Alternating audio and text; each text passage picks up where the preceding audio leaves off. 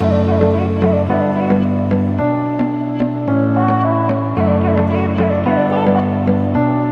बच्चों, अब हम नेक्स्ट टॉपिक पे आते हैं। इसका नाम है पावर।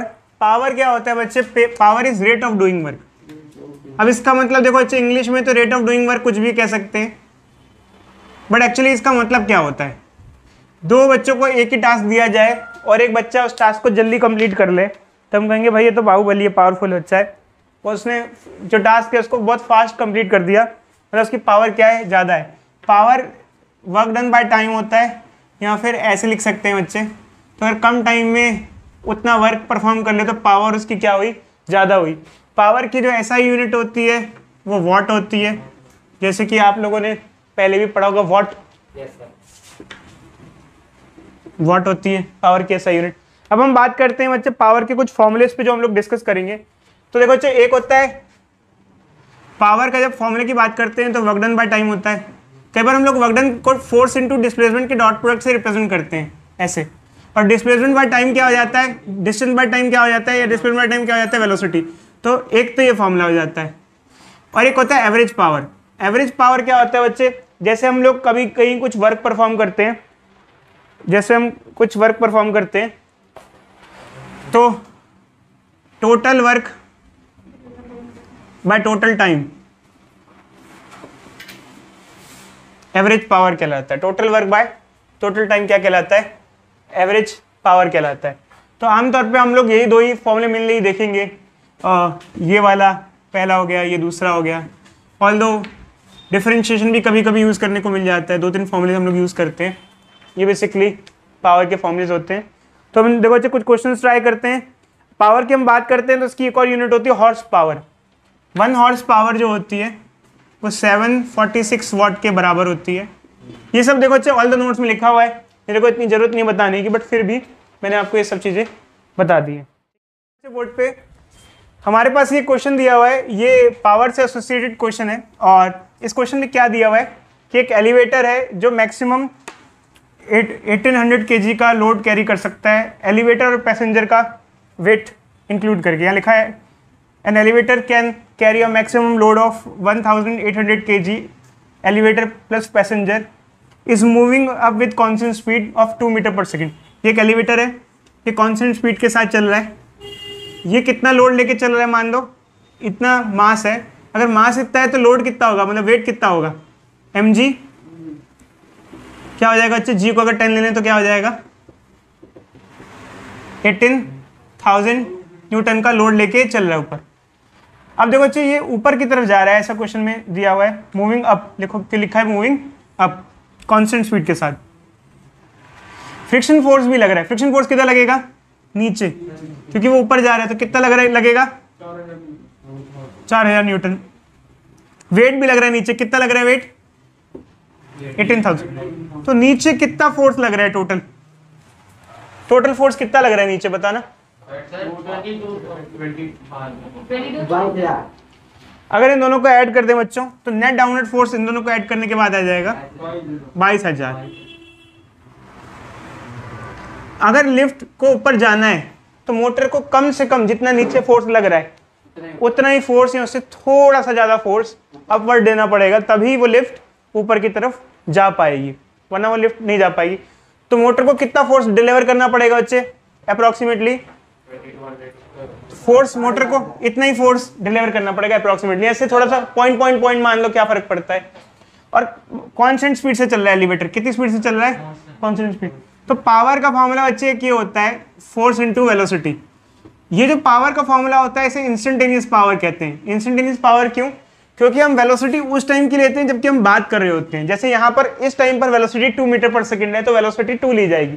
कभी और वेलोसिटी कुछ और होती है तो उस टाइम की वो ली जाती। फोर्स कितना दे रही है मोटर? 2200। वेलोसिटी कितनी है? 2, मतलब कि इतना फोर्स, इतनी वेलोसिटी। समझ में आ रहा है बच्चे?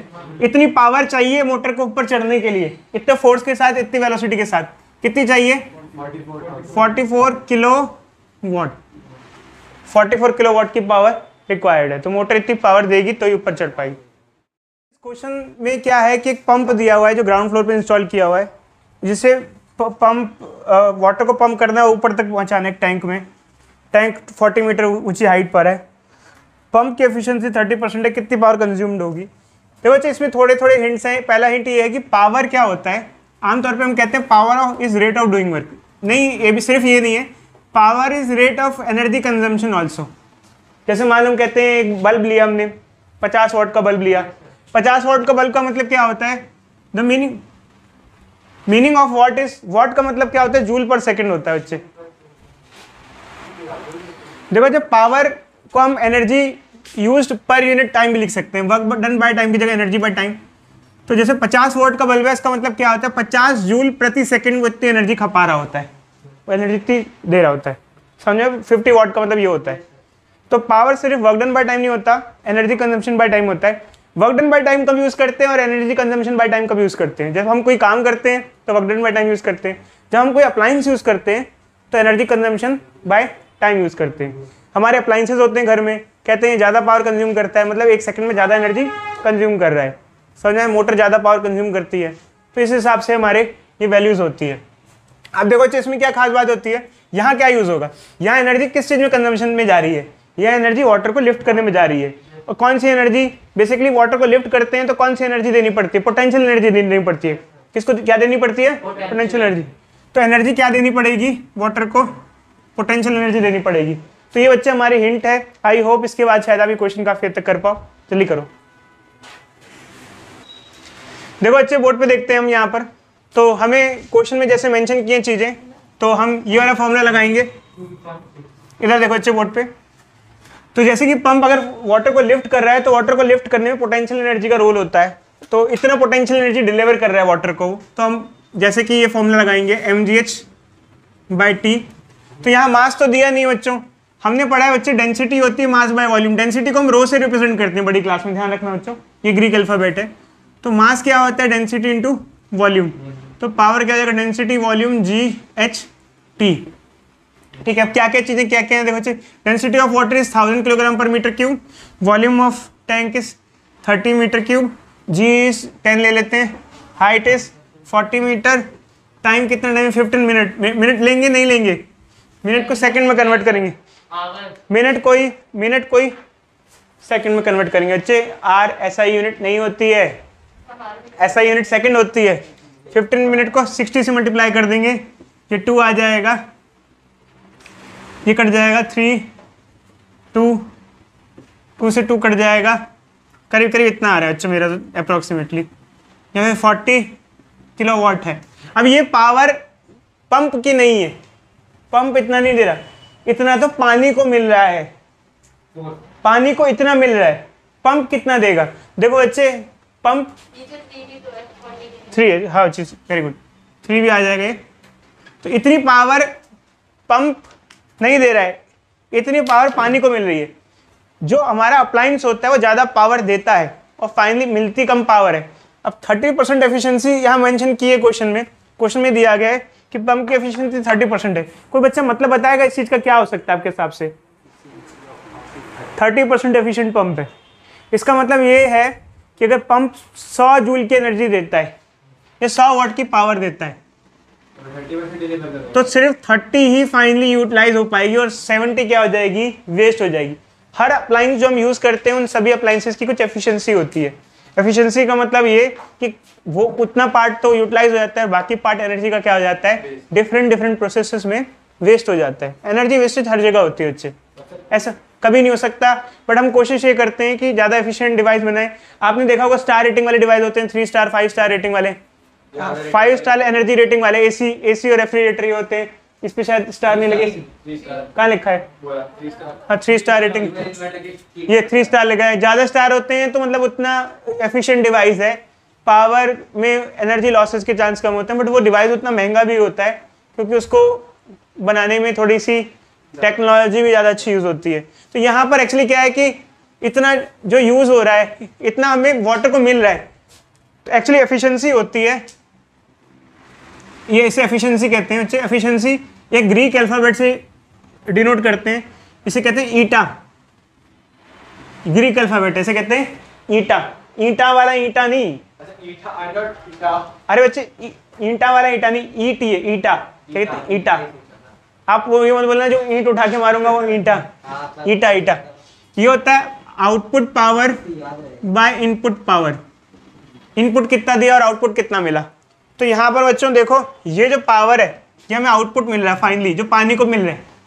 हमको इतना नहीं देना पड़ेगा, हमको इससे ज़्यादा देना पड़ेगा। तो पानी लिफ्ट करने में गया है, पानी लिफ्ट करने में इतना गया है तो हमको तो ज़्यादा देना पड़ेगा। तो एफिशिएंसी कितनी 30%, 30% मतलब 30/100। आउटपुट कितना है 40/3। इनपुट कितना होगा, सॉल्व करें अच्छे, 0 से 0 कट जाएगा, 3 ऊपर चला जाएगा, 4 नीचे आ जाएगा। ठीक है,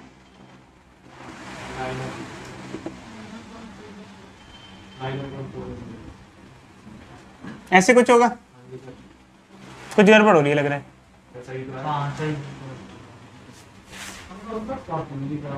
एक काम करते हैं, चेक काम करते, रुको इसको सिंप्लीफाई कर लेते हैं। ये है ना हमारा, तो ये नीचे आ जाएगा, ये 3 इनपुट पावर हो जाएगा। ठीक है, एक बार देख लेना कुछ गड़बड़ तो नहीं। 0 से 0 कट जाएगा,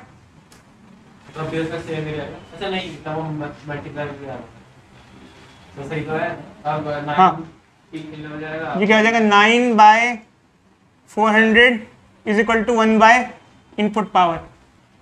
3 इनपुट नीचे रहेगा ना बच्चे, इस ये ऊपर चला जाएगा, ये नीचे आ जाएगा। इसको हमने छेड़ा क्या, तो वो फिर इसको फ्लिप कर देंगे, रेसिप्रोकल कर देंगे। अरे ठीक है, तो सॉल्व कर लोगे यार, इतना इसमें क्या मतलब बच्ची है, सिंपल मैथमेटिक है। क्या आ जाएगा इनपुट पावर, क्या आ जाएगा कुल मिला के देखा जाए 400/9 वाट का पावर आ जाएगा। इतना बार हमको डिलीवर करना पड़ेगा सिस्टम को, जो कि ज़्यादा होगा। आउटपुट से क्या होगा, काफ़ी ज़्यादा होगा, क्योंकि यहाँ पर 70% लॉस किलोवाट में, सॉरी आउटपुट पावर किलोवाट में मैंने ध्यान नहीं दिया था, तो ये किलोवाट में ही आएगा आंसर, किलोवाट में आएगा। थोड़ा गड़बड़ हो गई मेरे से ध्यान देने में, वाट मैंने लिख दिया। जिस यूनिट में रहता है सेम यूनिट में ही रहती है वैल्यूज। कांस्टेंट पावर का केस डिस्कस कर रहे हैं। मान लो एक इंजन है, वो कांस्टेंट पावर डिलीवर कर रहा है, एक बॉडी है कंटिन्यूसली मूव कर रही है, फ्रिक्शन नहीं है, फ्रिक्शन नहीं है तो कंटिन्यूसली पावर मिलती रहेगी अगर सिस्टम को। तो जो हमारी बॉडी है उसकी वेलोसिटी धीरे धीरे क्या होती रहेगी, हमेशा बढ़ती जाएगी, बढ़ती जाएगी, बढ़ती जाएगी। देखो बच्चे, हमें कुछ एक्सप्रेशन निकालने हैं, जैसे किसी टाइम पे बॉडी की वेलोसिटी क्या होगी,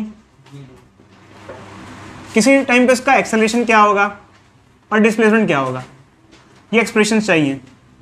तो हम पहले वेलोसिटी का एक्सप्रेशन निकाल लेंगे, बाकी दो एक्सप्रेशन बाद में आ जाएंगे। देखो बच्चे, हम यहाँ पर एक्सप्रेशन के लिए फॉर्मूला यूज करते हैं, power is equal to work done by time. हमने पढ़ा है वर्क डन होता है चेंज इन काइनेटिक एनर्जी के बराबर होता है। कई बार ये फॉर्मूला भी यूज किया जाता है यहाँ पर, जैसे हमने work done is equal to energy by time use किया था, ऐसा ही कि चेंज इन काइनेटिक एनर्जी। कोई बच्चा बताएगा यहाँ पर change in kinetic energy by time क्यों यूज कर रहे हैं। एक्चुअली क्या होगा, जैसे कोई बॉडी है, इस पर कंटिन्यूसली अगर आप फोर्स डिलीवर करे जा रहे हो तो हमारा जो वर्क होगा उसकी काइनेटिक एनर्जी क्या करता जाएगा, बढ़ाता जाएगा। समझ में आ रहा है बच्चों, चेंज इन काइनेटिक एनर्जी क्या होगा, फाइनल माइनस इनिशियल। अगर बॉडी रेस्ट से चालू हुई है, अगर बॉडी रेस्ट से चालू हुई है तो इनिशियल काइनेटिक एनर्जी क्या होगी, 0। फाइनल काइनेटिक एनर्जी क्या हो जाएगी, ½ mv²/t। ठीक है बच्चे, अगर मान लो मुझे वेलोसिटी निकालनी है तो मैं कैसे करूंगा बताओ बच्चे, v की वैल्यू निकालनी है तो क्या करूंगा, इसको यहाँ भेज दूंगा, इसको 2p/, ये 2 यहाँ आ जाएगा,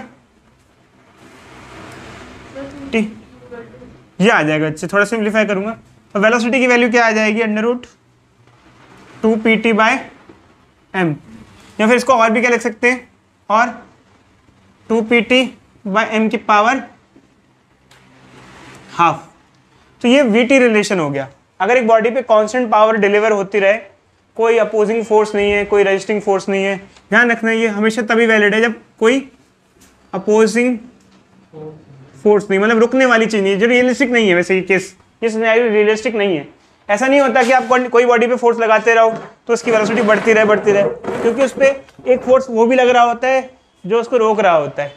बट वैसे अच्छे, चलो ये मान लेते हैं हम लोग, तो VT रिलेशन ही आ जाएगा। अगर आपसे पूछे वेलोसिटी टाइम की किस पावर से वेरी कर रही है, तो किस पावर से वेरी कर रही है,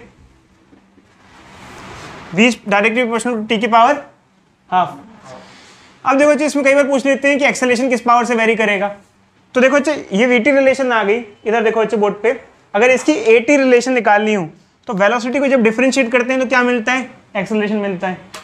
अगर AT रिलेशन निकालनी है तो डिफरेंशिएट कर देते हैं इसको, और अगर ST डिस्प्लेसमेंट टाइम रिलेशन निकालनी है तो इंटीग्रेट कर देते हैं। हमें इतना सारा काम नहीं करना है, ध्यान रखना। हमको कोशिश की जाती है, इंटरनेट में भी बच्चों को भी बताया जाता है, अगर आप फॉर्मूला याद रखो तो ज़्यादा बेटर है, क्योंकि पूरा डिराइव करोगे तो ज़्यादा टाइम लगेगा। नहीं तो फिर आप करके देख लो पूरा का पूरा, यहाँ तक निकाल लिया, उसका डिफरेंशिएट कर दोगे तो एक्सेलरेशन आ जाएगा, इंटीग्रेट कर दोगे तो वो आ जाएगा। तो बच्चे मैं अभी इस फेवर में नहीं हूँ, मैं कुछ कराने के फेवर में नहीं हूँ। जैसे कि नोट्स में वैल्यू दी हुई है मैं सीधे सीधे लिख देता हूँ, ताकि अगर एमसीक्यू वगैरह आए तो अगर आपको कुछ लगे कि ऐसी ऐसी वैल्यू है तो आप सीधे सीधे टिक करके आगे बढ़ जाना। एक्सेलरेशन टाइम रिलेशन ही हो जाती है और डिस्प्लेसमेंट टाइम रिलेशन ही हो जाती है। ये क्वेश्चन मैं इसलिए करा रहा हूँ क्योंकि एनसीईआरटी की बैक एक्सरसाइज में एक एमसीक्यू दे रखा है और उस एमसीक्यू से मेरा ये रिलेशन है यहाँ पर। तो क्या एमसीक्यू दिया हुआ है? एमसीक्यू ये दिया हुआ है कि एक बॉडी एक पर्टिकुलर एक डायरेक्शन में मूव कर रही है, उस पर कांस्टेंट पावर लग रही है, डिस्प्लेसमेंट टाइम रिलेशन क्या होगी? डिस्प्लेसमेंट टाइम रिलेशन क्या होगी? किस पावर से वेरी करेगा? तो उसके ऑप्शन दे रखे हैं बच्चे, डिस्प्लेसमेंट टाइम की किस पावर से वेरी करेगा। पहला ऑप्शन है डिस्प्लेसमेंट टाइम की पावर हाफ से वेरी करेगा, दूसरा ऑप्शन है डिस्प्लेसमेंट टाइम की पावर 1 से वेरी करेगा, तीसरा ऑप्शन है डिस्प्लेसमेंट टाइम की पावर 3/2 से वेरी करेगा, चौथा ऑप्शन है डिस्प्लेसमेंट टाइम की पावर स्क्वायर से वेरी करेगा। अब आपको क्या लगता है अच्छी? बताओ अच्छी 3/2 कैसे? टी की क्यूब है और होल का रूट है, तो ये 3 हो गया और ये ऊपर क्या लगा है? हाफ लगा है, तो क्या हो गया? 3/2। तो कौन सा ऑप्शन हो गया? ये वाला ऑप्शन। इसी वजह से सिर्फ मुझे आपको ये बताना पड़ गया ये पूरा, बट ये ऑल दो इसके ज़्यादा चक्कर में डीप में मत पड़ जाना।